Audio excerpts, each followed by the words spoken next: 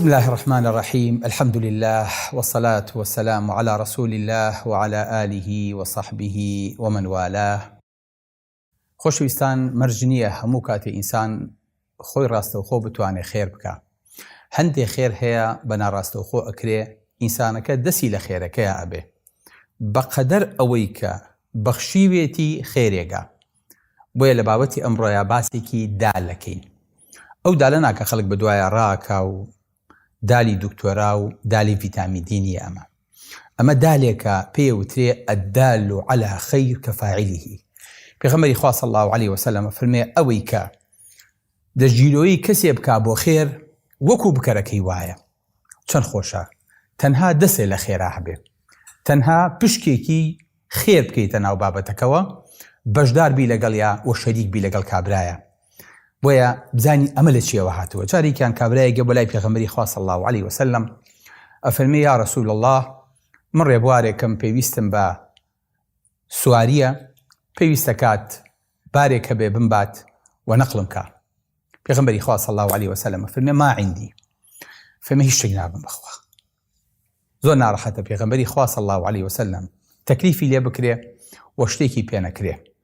ئەمەش دەلالەتی ئەوەیە کە هەموو سەحابەکان کاتی ویستی بێتیان خێر بکەن، کاتێک ویستی بێتیان خێریان پێ بکرێ، هەمووی هاتۆتەوە سەر یەک مەرکەز، یەک فۆکەس پۆینت، یەک خاڵی مشتەرەکە پێغەمبەری خوا بۆ صلی الله علیه وسلم. پێغەمبەری خوا صلی الله علیه وسلم فەرمێ شک نابم. سەحابەیە لەوانەیە فەرمێ ئەنا ئەدله على من يحمله. فەرمێی پێغەمبەری خوا صلی الله علیه وسلم من ئاراستەیەکەم بۆ کەسێک کە ئیشەکەی بۆ بکا و بارەکەی بۆ بەرێ. پێغەمبەری خوا صلی الله علیه وسلم فەرمێ من دل على خير فله مثل أجر فاعله.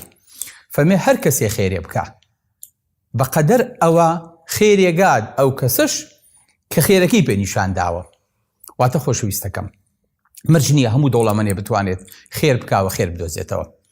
مەرج نییە هەموو کەسێک فەقیرەکان بدۆزێتەوە کە دانە بدانە بدوایە ناگەڕێ. بۆیە لە ئیسلامە شتێک هەیە پێوترێ ئاراستەکەری خێر، ئاراستەکەری زەکات، ئاراستەکەری سەرفترا. لەوانەیە لە بیدایەتیشەوە تاکە مؤسسەیە کە بیر لەم بابەتە بکاتەوە ئیسلام بووبێ کە خوای گەورە فەرمێ والعاملین عەلەیها. ئەوانەی کە ئیش لەسەر زەکاتەکەن، ئیش لەسەر سەدەقاتەکەن، ئیش لەسەر خێر و خێراتەکەن. بۆچی ئەمە دانراوە؟ بۆ ئەوەی کە فێرمان کات ئەو کەسەی کە جارێ دوان لەگەڵ دەوڵەمەنە، سێ جار چوار جار لەگەڵ فەقیرا مامەڵاکە، ئەبێ بە پسپۆر لەو بوارەیە. ئەمە پێوتێ خەبیر، پێوتێ پسپۆر، پێوترێ پرۆفیسۆر لەو بوارەیە. بۆیە وەکو دەوڵەمەندێک وەکو کەسێک نییە کە پارەیەکی زەکاتی پێیە، وەکو ئاگروایە لە گفانی هەتا وەکو ساغێک کاتەوە نازانێ بیا بچێ لە خزم و کەسوکارێ و دەست پێیەکە. لەوانەیە زۆر جار هەتیوێ بێوەژنێ لە گەڕێکەکە لە دەلاوە بووی چوو بێ، بەڵام کەسێکی نەخۆشی بێدەرامەتی قەرزاری داعی سەرکس لەوانەیە کەس ئاوری لێ نەهاتەوە. بۆیە ئەمە بۆ چییە؟ بۆ ئەوەی کە ئەم هاوکاریانە هەر هەمووی بە شێوەیەکی یەکسان بۆ مستحقەکانی دابەشکرێ. بۆیە خوای گەورە فەرمێ والعاملینە، ئەو کەسانەی کە پارەش کۆکەنەوە و پارەکەش دابەشەکەن، ئەمانیش هەر زەکاتیان پێ ئەشێ. بۆیە بەڕێزەکانم، بابەتی ئەدال یعنی ئەو کەسەی کە ڕێنمووی کەسێکەکە بۆ خێرکردن، خێریکی گەورەی ئەگا بۆ ئەوەی کە فێرمان کات. پێغەمبەری خوا صلی الله علیه وسلم لە کاتێکا سەحابەکەیەتە لای کە ناوی قوبەیسەی کوڕی مەخاریقە، فەرمێ ئەی پێغەمبەری خوا، من لە سوڵحێکا بووم، پارەیەکم کەوتۆتە سەر شان و ئێستا بێ پارەکە بم. پێغەمبەری خوا صلی الله علیه وسلم فەرمێ ئەقیم حتى تأتينا الصدقة. فەرمێ چاوەڕێکە هەتا وەکو پارەمان بۆ دێ. یعنی چی؟ یعنی سەحابەکە ژنی هێنا پرسی ئەوە بە پێغەمبەری خوا ناکرد صلی الله علیه وسلم، وەک لەوەی کە لە بابەتی سەدەقەیە پرسیان پێکرد. بۆ چکە ئەیانویست پارەکەیان پێغەمبەری خوا صلی الله علیه وسلم دابەشی کات، چکە ئەیانزانی لە باشترین شوێنە بەکارهێنێ و سەحابەکانی ژیانزانی پێغەمبەری خوا باشترین کەس و خێر و مندە، لەبەرەوە هەموو جارێکە خێری کشانەوی سەرهاتن بۆ لای پێغەمبەری خوا. کەواتە هەموو خێرەکە لە پێغەمبەری خوا صلی الله علیه وسلم یەکێ بڕی جارێکی تر، یەکێ گرتەوە ئالەم خاڵەیە کە پێغەمبەری خوایە و کە بانخوازەکەیە، کە پرۆژەکەیە، کە مؤسسەکەیە، ئەو شوێنەیە کە بانخوازە و کە داوەکە ئەکات. فەرمێت چاوەڕێکە تا وەکو خێرێکمان بۆ دێ. پێغەمبەری خوا صلی الله علیه وسلم دوای فێرێکا فەرمێت ئەی فڵان کەس، خێر بۆ کەسێکە کە بێ بە ژێر باری قەرزێکەوە و ئەوەستێ هەتاوەکو پارەکەی ئەداتەوە کە پارەکەی دایەوە ئەوەستێت. 2 بۆ کەسێکە کە تووشی زەرەرێکی گەورە بووە، ئافاتێک یاوێتی لە زەرعات و کشت و کاڵەکەی هیچی نەماوە، فمێ بەقەدەر ئەوە خێری پێ ئەشێ هەتاوەکو ئەکەوێتەوە سەر پێخۆی. سێمیشیان کەسێک کە تووشی فەقیری بووە، ئەفەرمێ وەڕەجول ئەصابەته فاقة، پیاوێک تووشی فەقیری بووە، حتى يقوم 3 من ذوي الحجة من قومه قال لقد أصاب فلان فاقة. ئەفەرمێ پیاوێک تووشی فەقیری بێ، تووشی ئیفلاسە بێ، تووشی قەرزاریە بێ، تووشی ناڕەحەتیە بێ، 3 کەس لە کەسوکاری نزیکی خۆی و ناسراوەکانی خەڵکێکی عاقڵ و دانا و ژیر، هەر سێکیان کۆکن لەسەر ئەوەی کە ئەڵێن فڵان کەس تووشی ناڕەحەتی و تەنگژەیەکی دایرایی بووە هاوکاریکەن، هەتاوەکو پیتاکی بۆ ئەکەن و ئەمەی بۆ قەرە بووەکەنەوە، فەرمێ ئەم پیاوەش خێری بۆشێ. واتە خۆشەویستەکەم، ئەم واسیتەی خێرانە زۆر جار کەسێکە لە کەسوکاری ئەوەی کە لێ قەوماوە قەرزارێکی بەسەرا هاتووە بۆ ئەوەی کە ئەمەی تێپەڕێنن خێر بە کابرا ئەشێ و هەرسێکیشان شایەتی ئەوەی بۆ ئەدەن. بۆیە زۆر ئاگاتان لە خێرەکانتان بێت، چۆن ئاگاتان لە ڕبحەکانتانە، پارەکانتان لە حرام و حەڵاڵە بێ، ئەو نە پارەکانتان ئاگادار بن، بزان ئەیکەن دەستی شێوە، چێ بەکارێ هێنێ، چێ ئەم پارەی لایە، ئەمانتەکەتان داوەتە دەست شێ، و ئەبێ ئەبڕێ خێراوانش لەخوا بترسن لەوەی کە ئەم پارانە تەخشان و پەخشان نەکەن. ئەمەی کە دراویانە تێ پارەی موسڵمانانە، زەکاتی موسڵمانانە، سەدەقەی موسڵمانانە، ئەبێ لە شوێنێکا دای بنێن شوێن بگرێ، لە قیامەتە لە ڕووی بێ بە کابرای دەوڵەمەند بڵێ من پارەکەی تۆم ئەلە شوێنەیە بەکارهێنە، ئەگەر نا وەڵڵاهی 2 جار لەسەری قەرزارە بێتەوە. بۆیە خۆشەویستەکانم، پێغەمبەری خوا صلی الله عليه وسلم فەرمێ إن من الناس مفاتيحا للخير مغاليق للشر. خەڵکێک هەیە فکری پێیە، ئیبداعی پێیە، پرۆژەی پێیە، ئەقلی پێیە، ئەتوانێت شت بکات، ئیشی گەورە بکات. ئەفەرمێت خوای گەورە ئەمانی کردووە بە کلیلی دەرگاکانی خێر. سبحان الله، خەڵکێک هەیە هەر کە دەرەکەوێڵن ئەو خێرەکە هات، ئەو پیاوی خێرەکەیە، ئەو خێرەومەندەکەیە، ئەم پیاوە پرۆژەکانی خەیرین، هیچی مەسلحەتی خۆی تیان نییە، ئیشەکانی هەمووی لە خێرایە، خوای گەورە کردوێتی بە کلیلی خێر بۆ خەڵکی. ئەفەرمێت خوای گەورە خەڵکانێکیشی هەیە بوون بە کلیلی دەرگای شەڕ، بەس دەرگای شەڕ، بەس دەرگای خراپە لە خەڵکی ئەکەنەوە. بۆیە ئەم دەرگایانە خۆشەویستەکەم هەر یەکەیان پیاوی لەسەرە. بۆیە پێغەمبەری خوا صلی الله عليه وسلم فەرمێ إن لله تبارك وتعالى خزائن من الخير مفاتيحها الرجال. فەرمێ خوای گەورە خەزینەی هەیە لە خێر و لە ڕەحمەتی خۆی کلیلەکانی پیاوانن، واتە عەقلی پیاوانە، ئیشی پیاوانە، جوودی پیاوانە، پرۆژەی پیاوانە، ئیش و دامەزراوەیەکە کە ئەم پیاوانە پێی هەڵەسن. بۆیە خۆشەویستەکانم، ئەم دال على الخەیرە زۆر جار ئەبێ بە پردێک لە بینی دەوڵەمەند و فەقیرە، لە بینی دکتۆر و نەخۆشە، لە بینی قاڵەیەکی دەوڵەمەند و قاڵەیەکی فەقیرە، لە بینی مامۆستا و قوتابیە، ئەم دوو خەڵکە پێکەگەیەنێ، ئەمە پێوتێ الدال على الخير. ئەم دوو جەمسەری پێکەوە گرتووە. پیاوێکی وەکو عەبدوڕەحمان سمیت خوای گەورەی لێ رازی بێ، لە شوێنێکی وەکو کوێیتە، کابرایەکی دکتۆر پێویستی بە هیچ نییە، معەزەز مکەڕەم لە ئەوروپا بۆ خۆی جنسی لە گیرفانە لە هەر کاتێکا بێت، بەڵام ئەوقرە بەخۆی ناگرێ، حەزەکا بچێ بۆ داوە. لە کاتێکە ئەم دەستە سپیەی عەبدوڕەحمان سمیت ئەگاتە کیشۆری ڕەش، ئەم پیاوە هەموو تاقی خۆی ئەبێ بە پردێک لە بینی خلیجێکی دەوڵەمەند و ئەفریقایەکی فەقیرە، لە بینی دکتۆر و لە بینی نەخۆشە. ئەم پیاوە سبحان الله زۆر جاکەی بینم یان کە ناوی ئەخوێنمەوە بەڕاستی شەرمەکەم، ئەلم وەرە لە ڕیزی مەحکەمەی ئیلاهیە وەستابی تو عەبدوڕەحمان سمیت لە پێشتەوە بێ. بەڵێ عەبدوڕەحمان سمیت تۆ چی کردووە؟ لە نامەی ئەعمالەکەیان نووسرا بێ 5700 مزگەوتی دروست کردووە. باش 15000 هەتیوی گرتووەتە خۆی کەفارەتی کردوون و پێی گەیاندون، 9500 بیری لێداوە، 860 مەکتەبی دروست کردووە، 4 جامیعەی دروست کردووە، 204 مەرکەزی ئیسلامی دروست کردووە. ئێمەش بە تەپەتە بچین لە پشتی ئەوە بڵێن ئەی ئەوە چیتان کرد. بۆیە بەڕێزەکانم ئەم ئیشانە گەورەن و ئەبێ پیاوی گەورەشی لە پشتەوە بێ. بۆیە ئەبێت مفتاح بین، ئەبێت دال بین بۆ خەیر. زۆر جار دەوڵەمەند لە مامۆستا وەڵای پارەیەکەم هەیە نازانم چی لێ بکەم، نازانم بیدەم بەچێ، بەڕێی جەنابەت چی لێ بکەم. لەسەر قسەی مامۆستایەک، لەسەر قسەی کەسێکی دانا کە ئەبێ بە ئاراستەکەری ئەو خێرە، لەوانەیە پرۆژەیەک لە پرۆژەکان بکوێتە سەر پێ و ڕووی کۆمەلگایەک بگۆڕێ بە جارێک لە کاتێکا بیر لەوە ئەکەیتەوە مەدرسەیەکی دینی دروستکەیت، تەحفیزی قورئان دروستکەیت، حەدیسی پێغەمبەری خوا صلی الله علیه وسلم لەناو خەڵکا جارێکی تر بچێنیتەوە، ئیعلامێکی مناڵان دروستکەیت لە گۆڤار، لە تەلەڤیزۆن، لە سۆشیال میدیا، ئیشی لەسەر بکەیت، هەرچی پێویستەکات بۆ گەنجێک بۆ مێرد مناڵێک بیکەیت، لە ئەفکاری منحریف دووریان خەیتەوە، بە شتێکی بەسوودەوە مەشغوڵیان کەی، هەمویان پێ بگەینی بیان بکەی بە داعی، بیان نەیتەوە ناو کۆمەڵگاکەی خۆیان، لەجاتەوەی کە بە ئیشی لاوەکی و خراپە و تاوان و فەسادەوە مەشغوڵ بن. چۆن بتوانین ئەمە بکەین جارێکی تر؟ یەک پرۆژە لەسەر دەستی تۆیە، خێری پێ بکرێ، بکەوێتە سەر پێ گەورەترین ئیشە کردووە. لەوانەیە شتەکە زۆر بەسیط بێ، بڵێ مامۆستای خوا خێرە بنووسێ، دەستێک کردم بە خێرا، ئیشێکی گەورەت پێ کردم و ئاراسەیەکی باشت کردم بۆ خێر. بۆیە بەڕێزەکەم لەوانەیە یەک کتێب کە چاپەکرێ و ئەچێتە ناو هەزارەها ماڵەوە یاخود لە ڕووی ئۆنلاینەوە بڵاوەکرێتەوە، دەستی تۆی خێری تایە کە چیت دەوڵەمەندێکە بۆ ئاراستە کردووە و بە کەسێکی تریش و تۆ بۆ ئەو کتێبە لەسەر ئەو بابەتە نانووسیت، دوو جار ئەم جارەکە پێکە گەیانون، ئەمەیان سێمە کە خێرەکەت گەیشتووە. واتە تۆ ئەو حەلەقی وەصلەیت خۆشەویستەکەم ئەبێ زۆر بە وریایی مامەڵە بکەیت.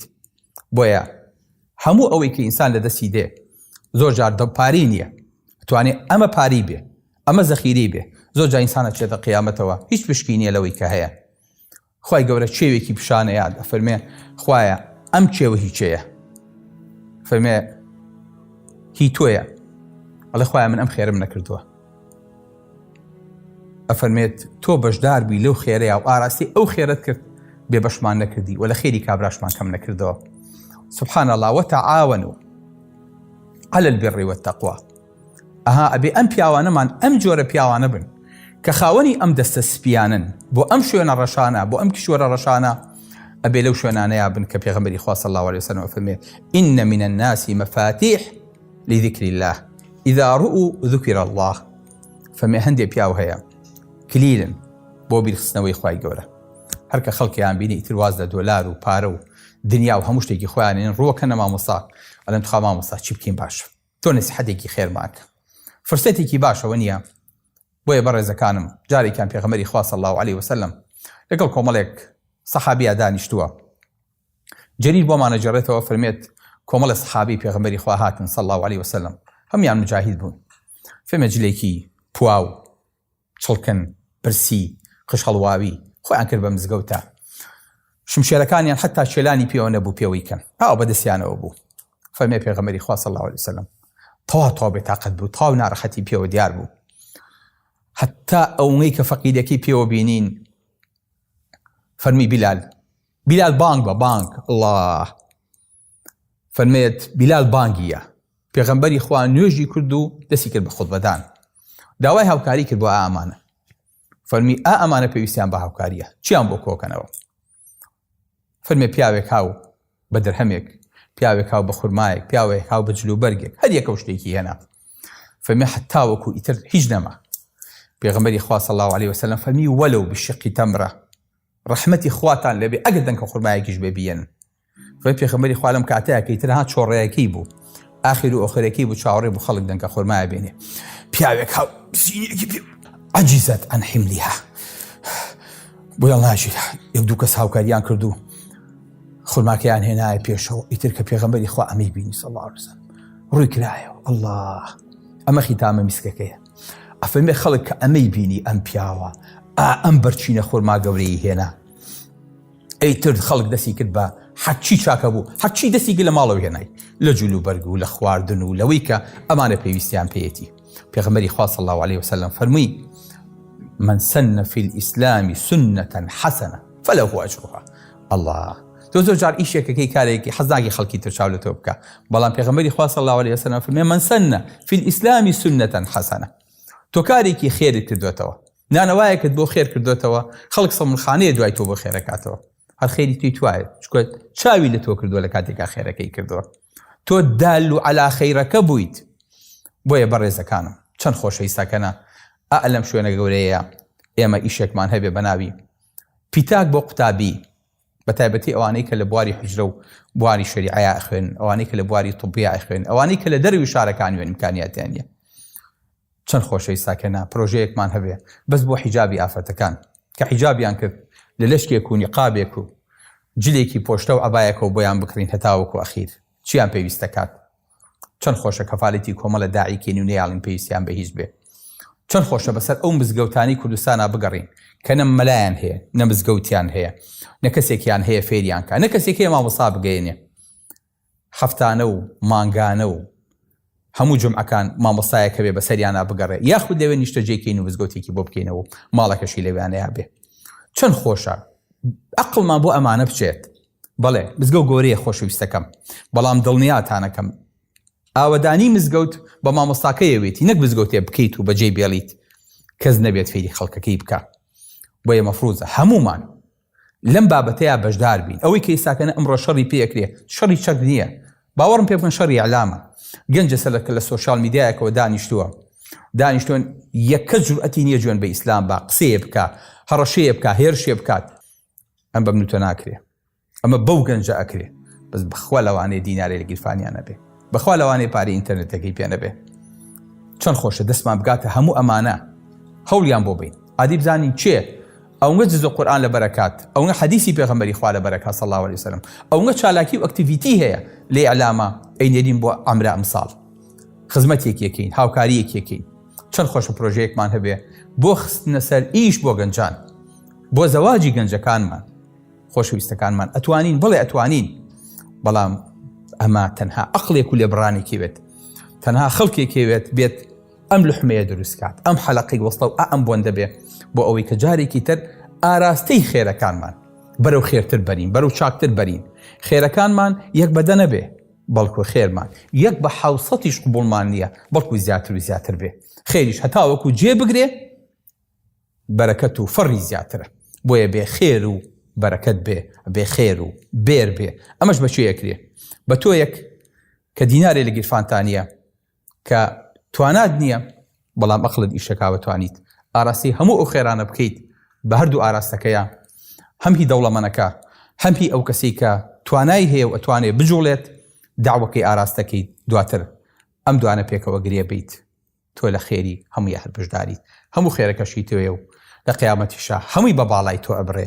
ئەو کەسەی ئەبێ بە واسیتەی خەیر بۆ باخی بەهەشت ئەبێ بە ئاودێر.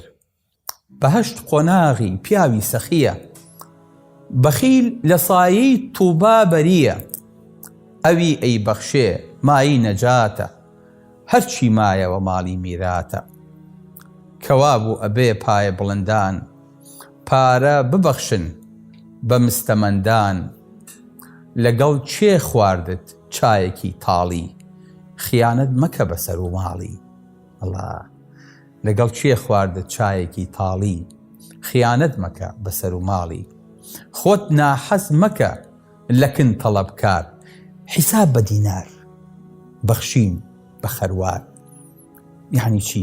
یعنی لە حسابە ورد بە و وردی کەرەوە هەر کاتی حساب بکرد بەڵام ئەگەر بەخشیت ئەوە بە بێشومار و بە خەروار بیبەخشە. خۆت ناحەز مەکە لەکن تەڵەبکار حیساب بە دینار بەخشین بە خەروار. سلام علیکم ورحمة الله وبركاته.